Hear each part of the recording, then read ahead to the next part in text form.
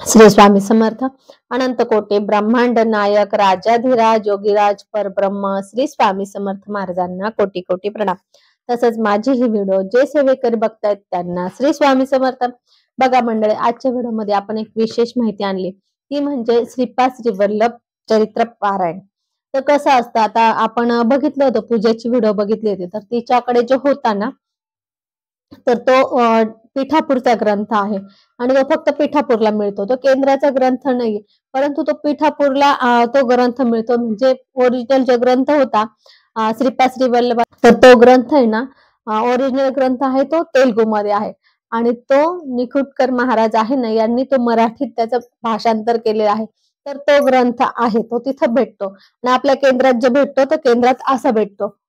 हे बघा, हा आपल्या केंद्रातला असा आहे. थोडस तुम्हाला उलट नाव दिसत असेल, परंतु माफ करा, पण हा श्रीपाद श्री वल्लभ ग्रंथ आहे. म्हणजे आतले सगळे अध्याय एकच आहे, आतले अध्याय एकच आहे, फक्त हे जे आहे हे आपल्या केंद्राचं प्रकाशन आहे आणि ते आहे ते पिठापूरच्या श्रीपाद श्री वल्लभ मंदिरातलं प्रकाशन आहे. म्हणजे तिथल्या संस्थेचं प्रकाशन असेल ते कदाचित, किंवा ते मला नेमकं असं तिथलं ते प्रकाशन कुठलंय सांगता नाही येणार, कारण की माझ्याकडे पण आहे तो खूप जुना. मला पण असंच जेव्हा म्हणजे तिथे पिठापूरला जेव्हा हे झालं होतं, मेळावा झाला केंद्राचा, तर तिथे काही सेवेकरी गेलेले होते पिठापूरला, तर त्यांना तिथं ते ग्रंथ दिसले, तर त्यांनी ते घेऊन आले होते. तर त्यातला मी पण एक घेतला होता. तर खूप सुंदर तो पण ग्रंथ सुंदरच आहे, कारण की त्याची पण मराठीतच भाषा आहे पूर्ण. आणि ही जी आहे ना, ही आपली ओवी स्वरूप आहे. म्हणजे ती जी आहे ना, तो ग्रंथ तो गोष्ट स्वरूप आहे. तो ग्रंथ जे आहे ना पिठापूरचा, तर तो गोष्टी स्वरूप आहे आणि आपलं हे जे आहे ना, हे ओवी स्वरूप आहे. म्हणजे जसं आपलं गुरुचरित्र आहे ना, गुरुचरित्र सारखंच हे आहे. बघा, हा ग्रंथ थोडासा मोठाच आहे. गुरुचरित्र सारखंच याला 7 दिवसाचं पारायण करायचं असतं.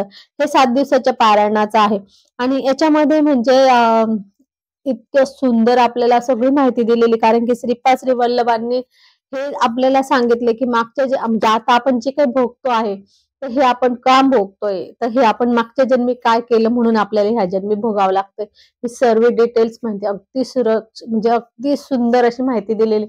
म्हणजे जर तुम्ही हा श्रीपाद श्री वल्लभ ग्रंथ जर वाचला ना, तर मी सांगते तुम्हाला, तुमच्या आयुष्यात कुठलाही असा प्रश्न किंवा समस्या किंवा तुमच्या आयुष्याविषयी तुमची तक्रार राहणार नाही, कारण की एवढं सगळं त्याच्यामध्ये दिलेलं आहे. त्याच्यात म्हणजे आता असं पण म्हणजे भरपूर एक उदाहरण सांगते, की एखाद्याला बघा आयुष्यभर म्हणजे एखाद्याला खूप सर्दी खोकला कफाचा त्रास असतो, एखादा सर्दी कफाचा त्रास असतो, तर त्यांनी काय सांगितलं, आता त्यांनी काय सांगितलं, म्हणजे जो मागच्या जन्मी ना म्हणे, की नुसतं एकमेक म्हणजे कोणावरती सारखं जळत असणार म्हणे. एखादा व्यक्ती जो असा असतो की सारखं कोणावर जळत असतो, त्याच्यावर त्याच्यावर त्याच्यावर, असं जो काही व्यक्ती सारखं कोणावर जळत असतो ना, तर त्याला पुढच्या जन्मी सर्दी कफाचा त्रास होत असतो. तर तो असं असतं.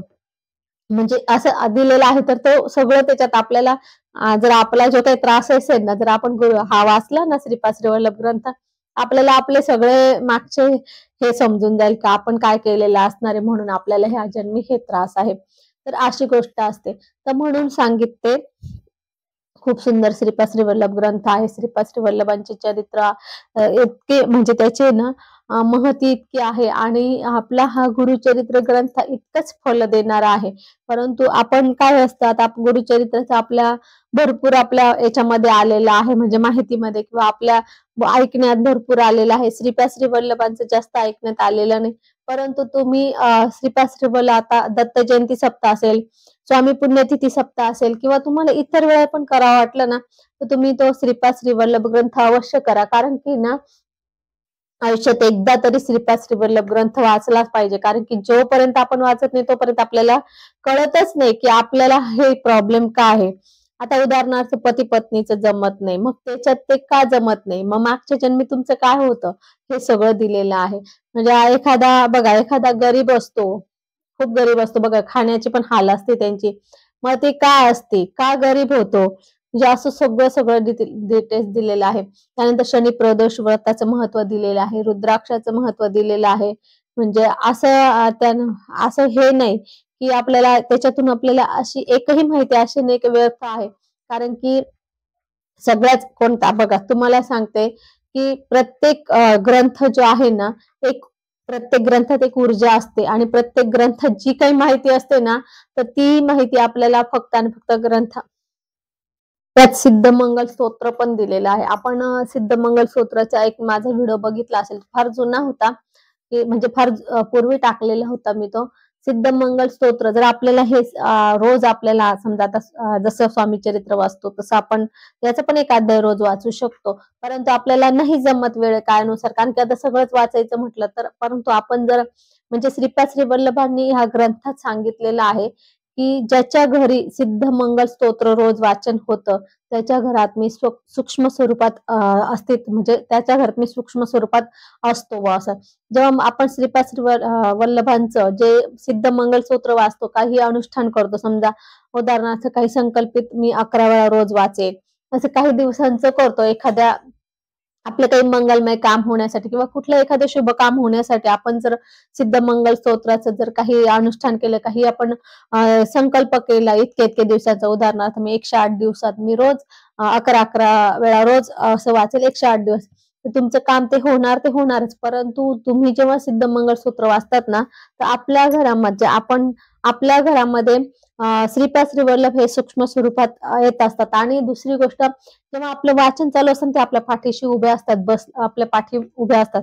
म्हणून मग हे आपल्याला जर तुम्ही 108 दिवसाचं हे केलं तर तुम्हाला 108 दिवसामध्ये त्याचा अनुभव येतो, आपल्याला जाणवते, आपल्या लक्षात येतं ते, की आपल्या बरोबर आहे, आपल्या आसपास बसलेले, म्हणजे आपल्याला ती ऊर्जा जाणवते.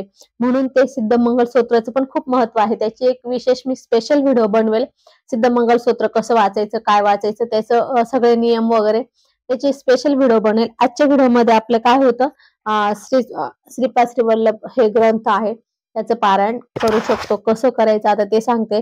त्याचे सगळे नियम गुरुचरित्र पारायणासारखेच आहे, त्याला काही वेगळं नाहीये, सगळं गुरुचरित्र पारायण सारखे. आणि दुसरी गोष्ट, त्याच्यात ग्रंथ या जसं गुरुचरित्रामध्ये दिलेलं आहे पहिल्या दिवशी किती वाचायचं, दुसऱ्या दिवशी किती वाचायचं, तसं सगळं याच्यात दिलेलं आहे. बघा, याच्यात पण दिलेलं आहे, याच्यात पण इथे दिलेलं आहे. त्यानंतर जेव्हा आपल्याला ग्रंथ वाचायचा आहे, हे पारायण करायचं आहे, आपण पण आपल्या जवळच्या दत्त मंदिर असेल, स्वामींचं मंदिर असेल, कुठलंही मंदिर असेल दत्त महाराजांच्या अवतारातलं, तिथं जायचं, नारळ, खडीसाखर, अगरबत्ती, सेवा रुजू करायची आणि आपण त्यांना सांगायचं की अशा अशा म्हणजे उद्या समजा उद्यापासून किंवा गुरुवारपासून तुम्ही करणार असेल तर आमच्याकडनं श्रीपाद श्री वल्लभ पारायण करून घ्या, निर्विघ्नपणे पारायण करून घ्या, अशा आपण त्यांना विनंती करायची असते. आणि ते नारळ म्हणजे ती सेवा तिथं रुजू करायची असते. त्यानंतर आदल्या दिवशी पण 4 कुत्र्यांना 1 गाईला असं आपल्याला पोळीचे घास खाऊ घालायचे, म्हणजे पोळी छोट्या छोट्या पोळ्या करून 4 कुत्र्यांना 1 गाईला खाऊ घालायची. आणि त्यानंतर आपण ज्या दिवशी पारायणाला बसणार आहे त्या दिवशी सुचिरभूत होऊन, म्हणजेच आपण जसं गुरुचरित्र टोटल सगळं तसंच आपल्या बसण्याच्या जागी आपण स्वच्छ झाडून पुसून, तिथं आपल्याला काही मोठी पूजा मांडायची नाही. एक स्वामींचा फोटो घ्या, तुम्ही जर देवासमोर वाचत असेल तर तुम्हाला दुसरं काही पूजा मांडण्याची गरज नाही, फक्त वाचन करायचं. वाचन करताना फक्त आपल्याला एक लाईन वाचन करायचं आहे, श्रद्धा विश्वासाने वाचन करायचं आहे.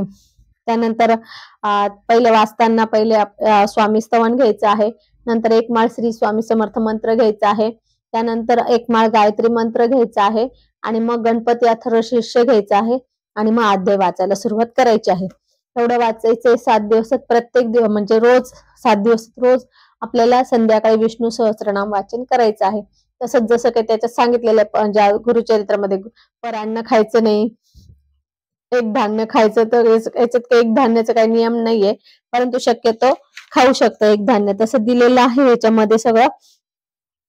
बाकी याच्यात दिलेलं आहे सगळे नियम, याच्यात दिलेले आहे आपल्या याच्यासारखे, याच्यात सगळे नियम दिलेले आहे. 12 ते 12:30 वाचायचं नाही, हे पण नियम सांगितलेला आहे.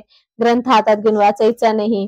त्यानंतर ग्रंथ वाचन चालू असताना मध्ये खंड पडू द्यायचा नाही. समजा मध्ये तुमचं काही पाळी वगैरे आली तर दुसरं कोणाकडनं तो पूर्ण करून घ्यायचा, अधुरा सोडायचा नाही. बाकी असं खूप विशेष काही हे नाहीये, परंतु गुरुचरित्राचं जे आहे तेच सगळे नियम आहे, त्यामुळे काही असं वेगळा नियम काही नाहीये. कारण की गुरुचरित्र म्हणजे आपल्या दत्त महाराजांचा आहे गुरुचरित्र, हा श्रीपाद श्री वल्लभांचा आहे. दत्त महाराजांचाच अवतार श्रीपाद श्री वल्लभ आहे, त्यामुळे एकच आपले नियम आहे, बाकी काही विशेष नाहीये.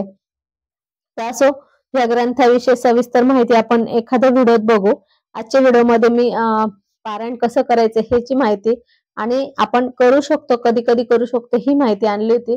तर आपल्याला आजच्या व्हिडिओमध्ये हे सर्व कळालं असेल, परंतु याची जर डिटेल्स माहिती हवी असेल तर आपण कमेंट बॉक्समध्ये टाका की ताई आम्हाला श्रीपाद श्रीवल्लभ ग्रंथाविषयी डिटेल्स माहिती सांगा, म्हणजे मग तुम्हाला मी त्याचा एक व्हिडिओ बनवेल. कसं असतं, जेव्हा आपल्याला असं काही सांगायचं असतं आणि त्याचा व्हिडिओ पण मोठा बनतो. माझं तर तुम्हाला माहिती, मी अगदी बारीक ना बारीक माहिती सांगत असते, बारीक ना बारीक गोष्ट सांगत असते, म्हणून माझा व्हिडिओ मोठा होत असतो.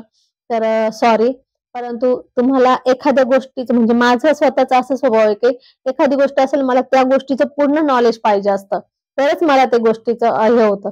म्हणून मी देताना पण तशीच करते, एखाद्या गोष्टीचं पूर्ण नॉलेज देते बारीक सारीक, म्हणून तुम्हाला ती व्हिडिओ थोडी मोठी वाटते, पण होती पण असं. आज आपण इथे थांबू. झालेली सेवा स्वामींच्या चरणी अर्पण करू. आपल्याला जर माझा हा व्हिडिओ आवडला असेल तर लाईक शेअर कमेंट करा, माझ्या चॅनल सबस्क्राईब करा. श्री स्वामी समर्थ.